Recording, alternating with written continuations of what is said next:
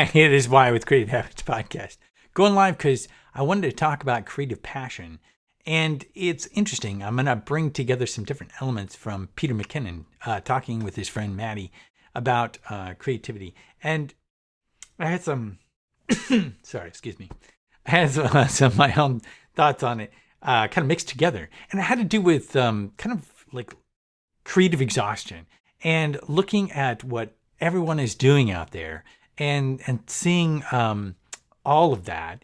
And basically, you see all the books, you see all of what's created, doing pottery, writing books, whatever you're doing, you can see it's already been done. Creating videos, there's tons of people creating the same content. Here, let me, I'll pull up Peter McKinnon as he talks about this. Things have changed. There are a plethora of people now making the same videos. Agreed. And I think, well, what's the point of me doing it now? Yeah, everybody's already done it. Matti just did it. Like, just watch his video. Okay, there's all this content out there. Just watch someone else's videos. Or, there's all this content out there. Why should I create anything, really? Because it's already been done. And from my perspective, at least as a much smaller creator as Peter McKinnon, it's like the mastery of craft. I don't have that level of his skill. So each time I create, I'm moving towards that mastery. Now he's at that level where he's achieved this significant mastery. So when he's asking that question, it's different than when I'm asking, obviously. But I think even if you look at some of the masters of, basketball or sports, and they're still sitting there and practicing their free throws, they're still going back to the fundamentals. And I think that's part of what, the beginner's mind and the mastery mind kind of mixed together. But at the same time, there's this level of creative exhaustion that happens, alongside that feeling of, okay, it's already been done. And let me show you another clip here. Peter McKinnon. I didn't just allow myself to take the week. Yeah. I didn't just say, okay, cool, man. Like, just think about it at the end of the week and just chill and relax and try to take some time for yourself to get your creativity back. Yeah. I wrestled with myself every single day up until like today, where I'm going to make a video today. Yeah. For next week. About something else that I'm actually excited about for next week. But it was like, even though I didn't do anything, it was exhausting. Yeah. Even though he didn't do anything, it was exhausting. And it's like when you're creating all the time. You're pumping out this content, whether you're a content marketer or let's say you're just creating your own products from your heart. It's your passion and everything. But you get to this level of exhaustion where, as Peter McKinnon talks about, you just don't want to do it. It becomes a chore, and yet you want to kind of protect your passion. You need that creative refresh, and that's part of protecting your passion is getting that creative refresh. Yeah, I want to protect my love for this craft. Yeah, you don't want to burn out on it because you just did too much fast. I love it so much. You don't want to hate what you love doing.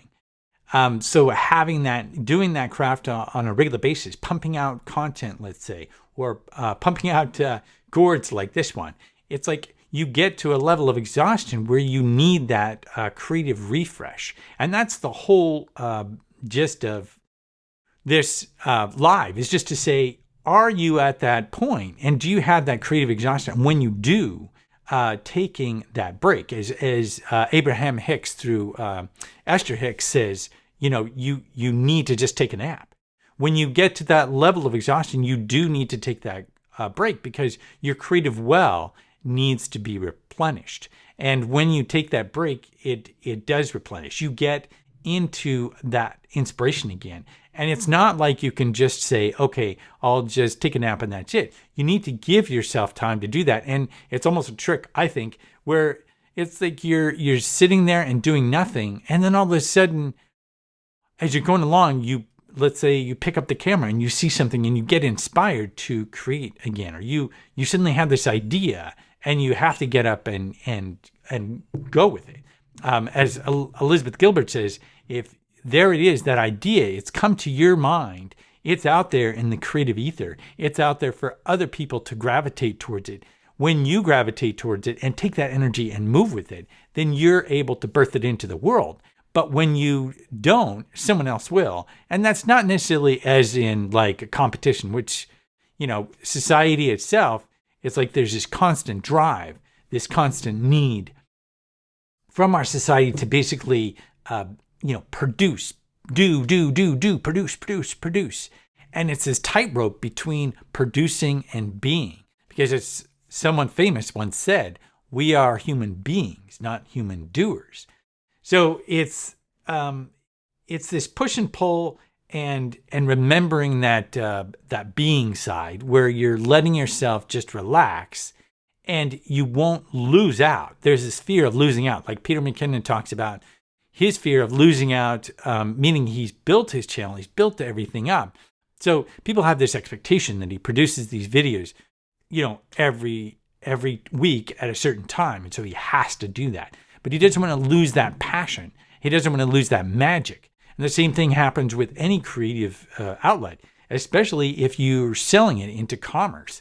That same push is there from the commerce side, whether it be from the commerce side or whether it be from, okay, I'm going to produce this much every week.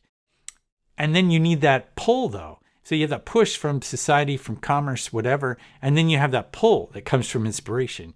And I believe if you're feeling that, especially during this time of year, it's time to just allow yourself to be.